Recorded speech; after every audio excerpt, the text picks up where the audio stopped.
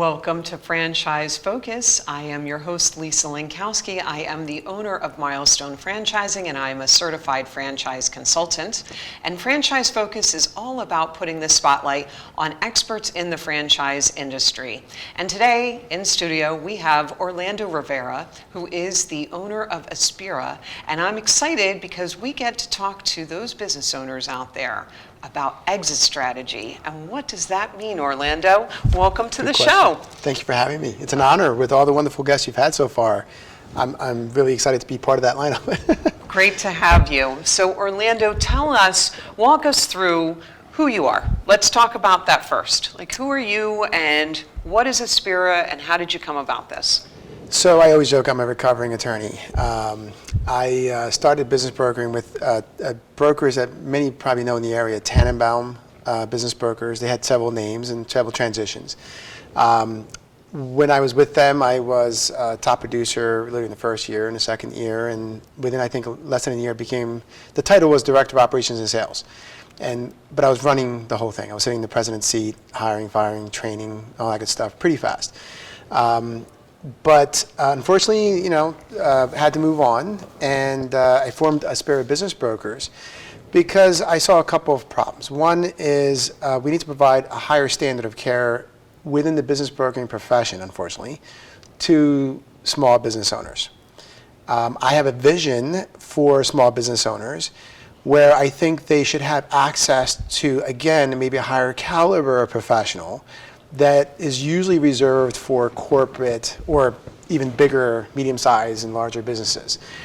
Small businesses have a very special place in my heart. The mom and pops, those who pull themselves up from the bootstrap, what have you, and the new Americans, right? Those who immigrate or migrate to to America, the United States of America, for a better life, and they see the opportunity that's available to them, and they take advantage of that, and they work very hard. And I think they need to, and they deserve to, realize the benefit when they're done all of that effort, right? There's a lot of sweat equity that goes into starting a business and establishing it in a way that, you have customers, they're loyal and reliable customers that are coming back. You have revenue that's pretty consistent.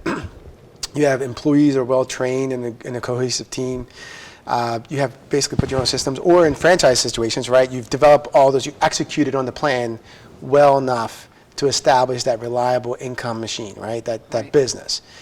And unfortunately, most business owners don't realize, one, that there is someone out there who can help capture the value of that when they're ready to retire. As you mentioned, the exit planning, right? The exit strategy. Well, we should probably get into talking about what is exit planning, what they should be doing when they start the business, while they're in the business, and where they're nearing the end.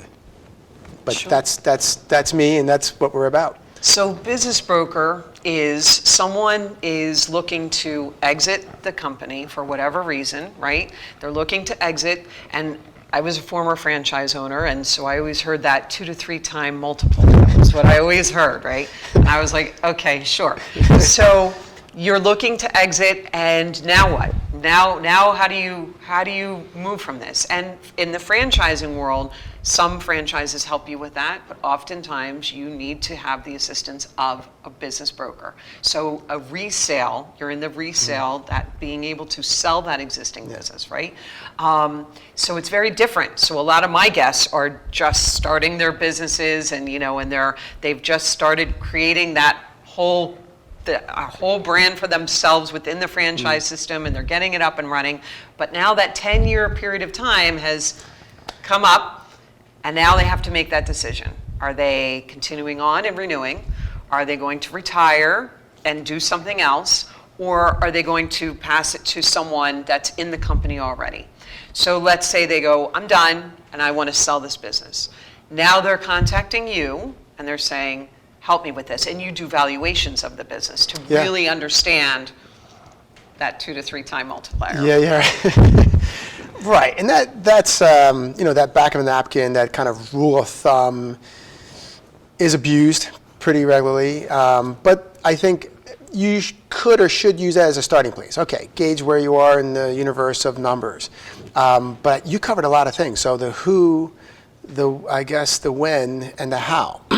So the who is, who are you working with to help you prepare for that exit, right? To sell the business as a resale of a franchise.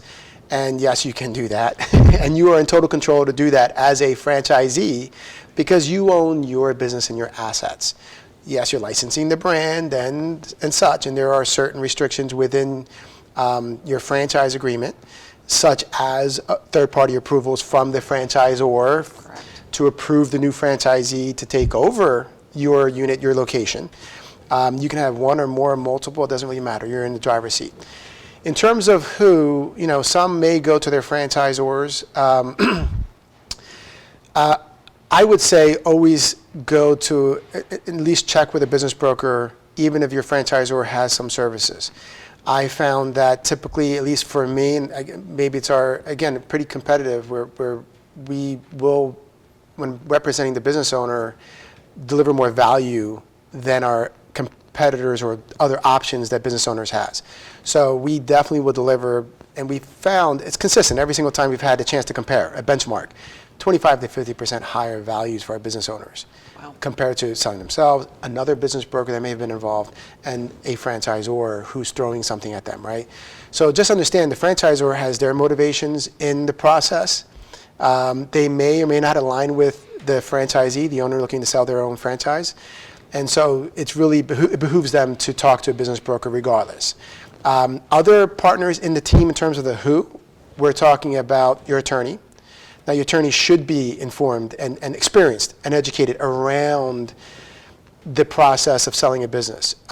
If they're a contract attorney or an employment attorney, depending on the size of the firm, you really need to make sure that you have a good attorney involved, a good accounting firm or accountant or someone who can run numbers in terms of tax issues, right? So a tax attorney maybe it could be a good combination, or a tax specialist in preparing to maximize or to reduce the tax liabilities so that you come out better on the other end. Sure. And of course a business broker. And then maybe financial advisor, of course, would be a no-brainer in that, right? So if you're retiring, having that conversation. So you build a team to help you. That's the who.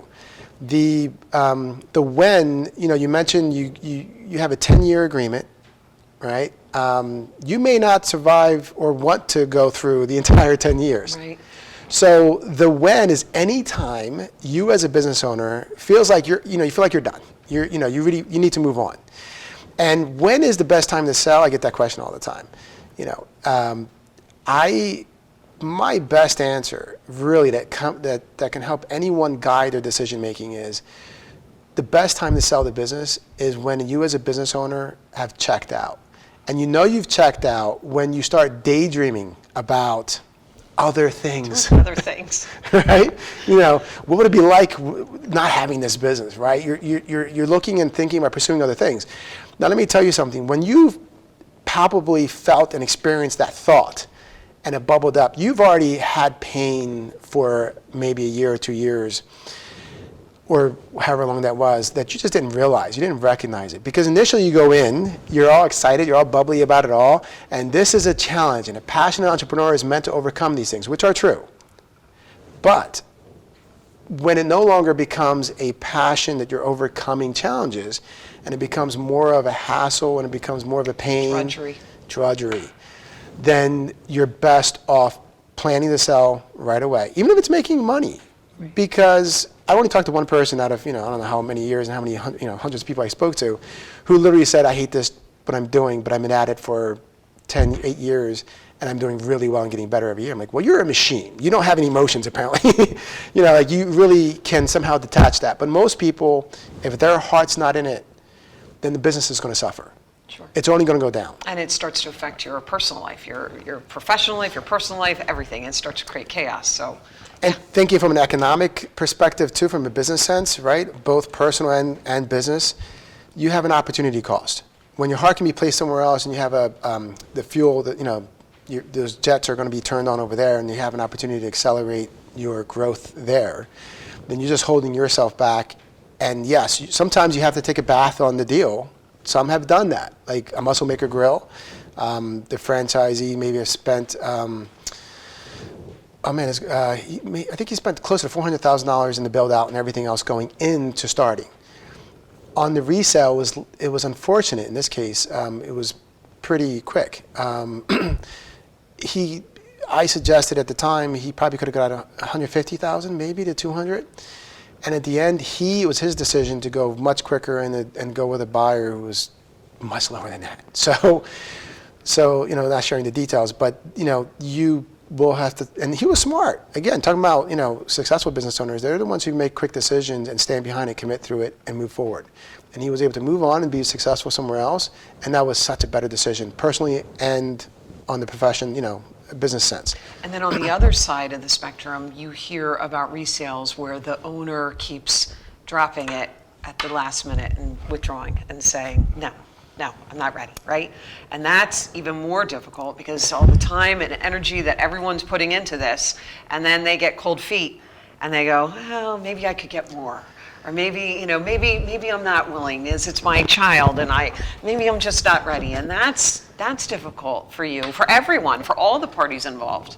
When I consult with a business owner, when I consult with a business owner, my first concern is their motivation and their commitment level, right? Because if they're not committed to the sale, then it's not going to be successful. They're wasting time. It's not going to look good for them, and they run the risk of unraveling what they've built, right? Because then, they're not going to do it the way they probably should have been done, and the word gets out, and bad things happen. So yeah, so you have to be committed. Like once you're going through this, you've got to be full on committed that this is what you're doing, because you've got to cut that tie, and you've made that already in your mind. So now you got to move forward with it, right? Be committed. What I always say, be committed to the highest and best price you can get when you just made the decision to sell, right? It's not a number you came up with your head. That's another challenge. So I get that challenge a lot. Well, I think it's worth this. And you're like, well, you can think about that, but here's the facts. Here's the numbers. Here's the data. And anyone before you even call me, right? Like, let's ask the question, would you buy it at that price? You know better. You're in it. Would you do that? Do you see the return on that? Does that make sense to you? So that's a really quick, hey, look, question to gauge whether you're being reasonable. And again, if you're getting stuck for the wrong reasons, then you really are doing yourself a disservice. So I think we did talk about in this whole discussion, right, the who, the when, and even the how. So we can perhaps talk about the how, I guess. Absolutely. No, this is fantastic, and it's such an important discussion for those that are watching, those that are interested in going into owning a business, understanding, and I say it on a regular basis, that we've got to have that exit strategy from the moment that you kind of get started. Start having that written out in your business plan.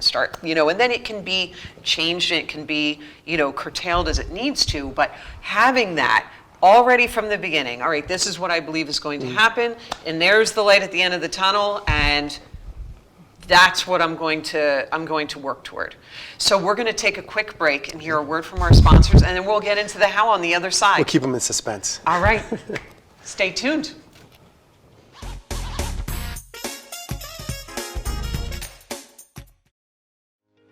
Are you part of the Great Resignation? Are you a business owner that would like to diversify your business holdings? Have you always had an entrepreneurial itch but did not have a concept to get you started? Milestone Franchising represents over 500 franchise concepts across 30 industries. Concepts range from $20,000 to $6 million, and they can be home-based, office-based, mobile, or brick and mortar. We guide you through the process to select which concept is best for you based upon your core competencies, your interests, and your financials.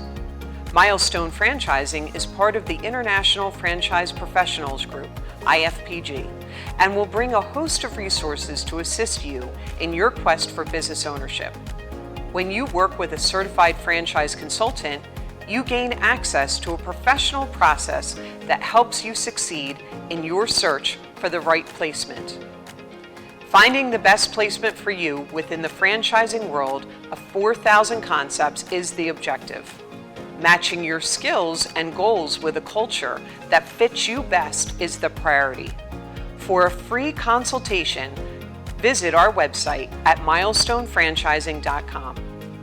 Milestone Franchising is here to lead you in a new direction.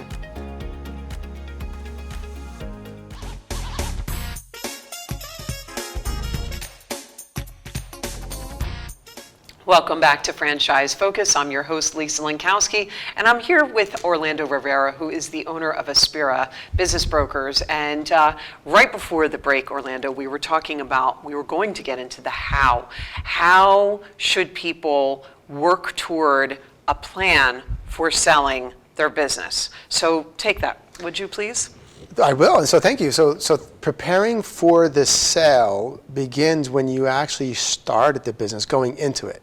So this is kind of an area where, Lisa, it begins with you, in fact, with some of your clients, right?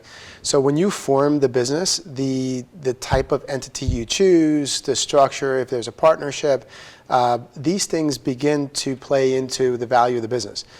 And then, of course, when you're in the business, have you managed it or built it in a way that it can kind of run without you, among other things, right? So that's kind of the shorthand explanation on that. There's a lot of details, a lot of levers on the business that you need to look for, and we can help with that in terms of preparing several years before selling.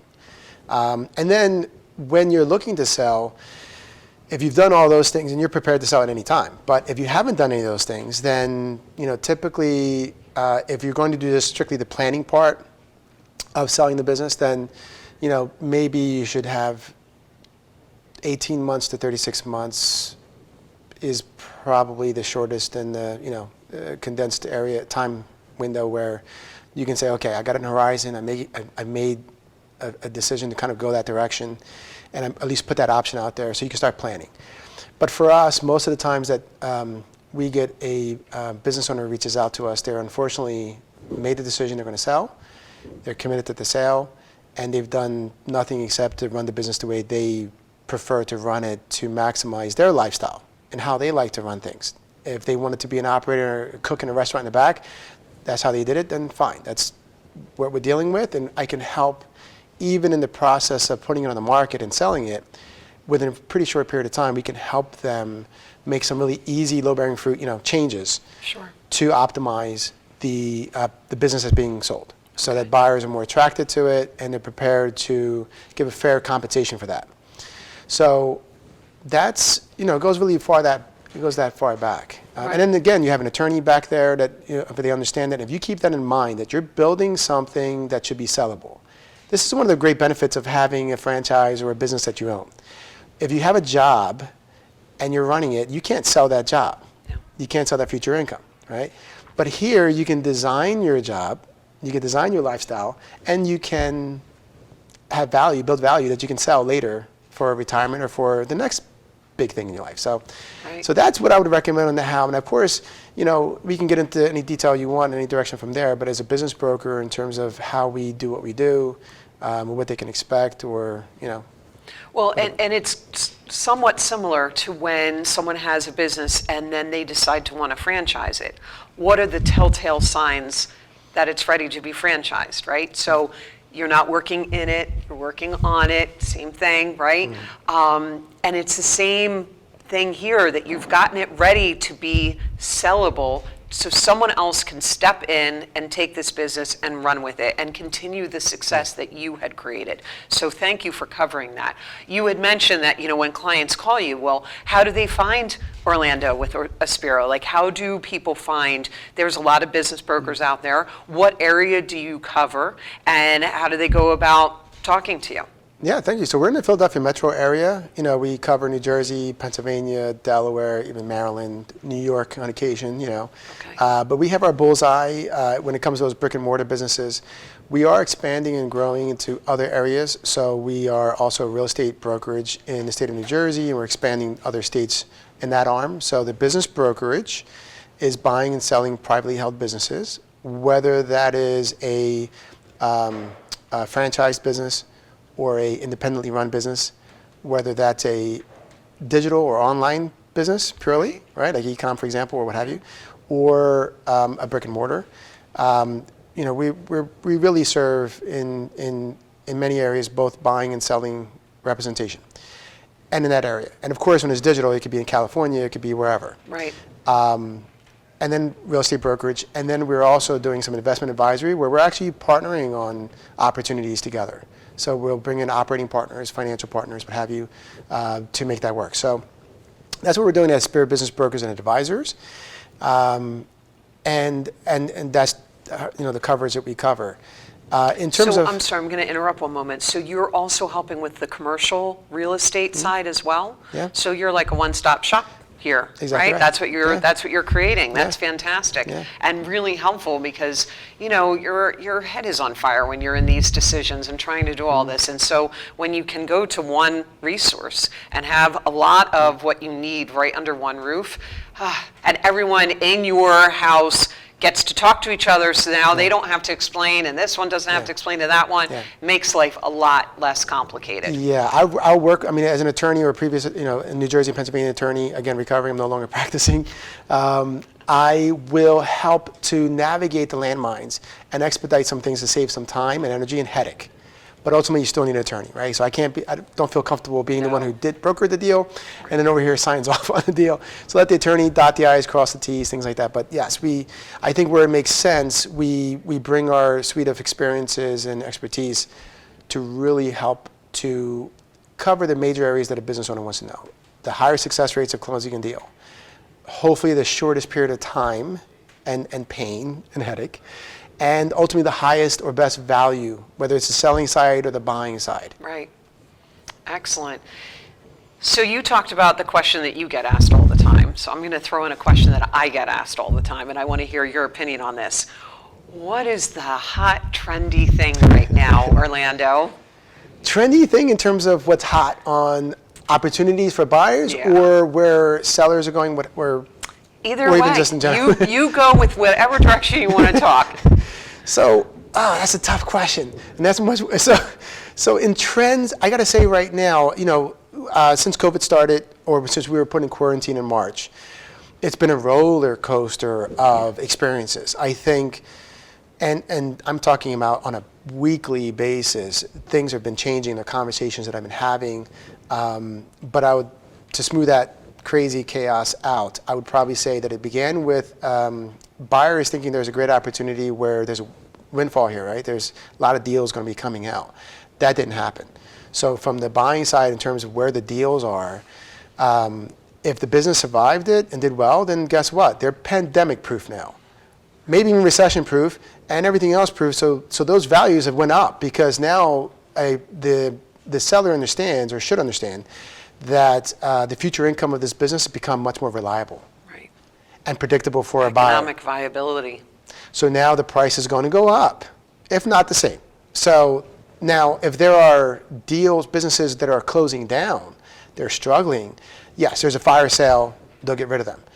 So I think the sweet spot in that for the buyer, to answer your question, I guess, is the deals are really where it's either you're going to take over the assets and not pay for cash flow.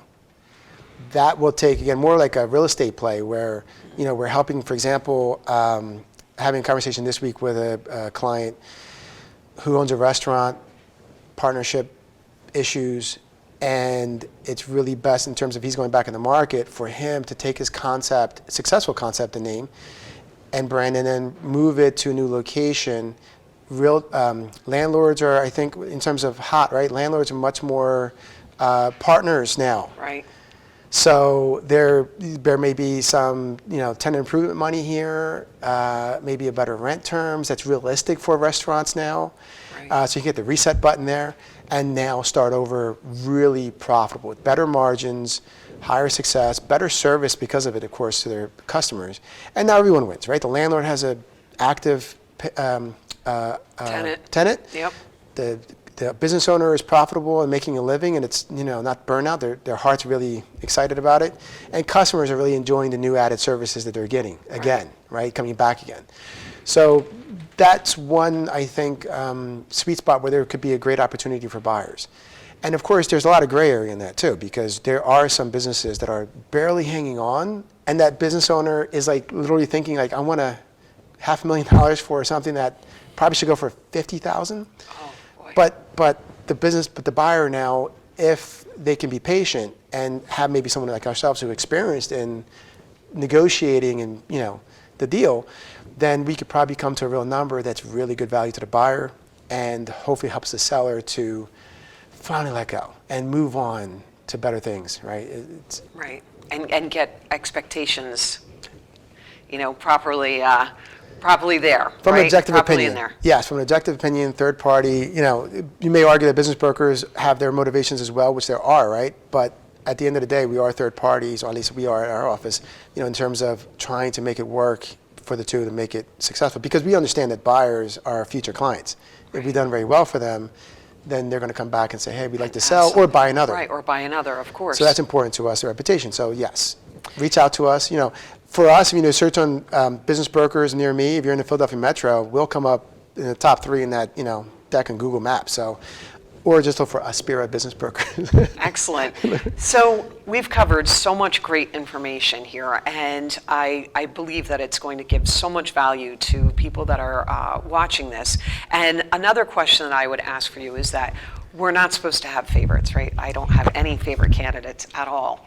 And you don't have any favorite owners at all, right? However, there are characteristics that are beneficial to making the sale much more, expedient and, much more favorable and for everybody. What are some of the things that you look for? And you touched upon some of them in what people should be doing, but are there some characteristics that you do look for that help to make sure that this buy or this sell is going to go through less painfully? Yeah, so first I do want to clarify that we will serve small business owners of any size. Right. Typically it's 20 million or, definitely less than 50 million, but 20 million, 25 million or less. And I think the smallest deal we've done is $50,000. Okay. Okay, so we really do care about all the small business owners. If it's sellable, we'll let that person know it's sellable and then let them know we can represent them and they can hire us. Who are the most successful? Who has the highest chances of actually selling the business in terms of that type of ideal client, if that's what you're referring to? That's one where now the person listening to this should be thinking through, okay, am I making myself the ideal candidate to have improved my chances of selling it and getting the best value? And so those characteristics are, one, the business owner, again, is a really good, clear decision maker, right? They know how to stand behind something, and they also know how to delegate. So delegating, the ability to delegate, and even though you have franchise systems and you're supposed to follow the proven process, we do know, right, that there's a lot of gray area there too for the franchisee. So they can become very active, which is in some ways could be good if there's some need for that, but not to stay there. So be able to learn how to delegate so that your manager that you put in place is really a manager, really is able to even, do some critical things around the business of hiring, firing, managing schedules. Proper executive model. Thank you. Yes. Right? So that's proper key. Executive model. That's absolutely key. And then, of course, you need to be able to get your business in your franchise into a size of profitability and consistency. So You can't have 1 year really good, then the next year, then the next year better, next year, right. So another standard criteria is, or typical is, or characteristics, you've been around for 3 years, consistent revenue, or improving over those 3 years, better yet. Strong gross All margins. on documented, all in taxes, right? And by the way, we can talk about those things too in terms of how you can reduce your tax liability, but not impact your value of your business. Right.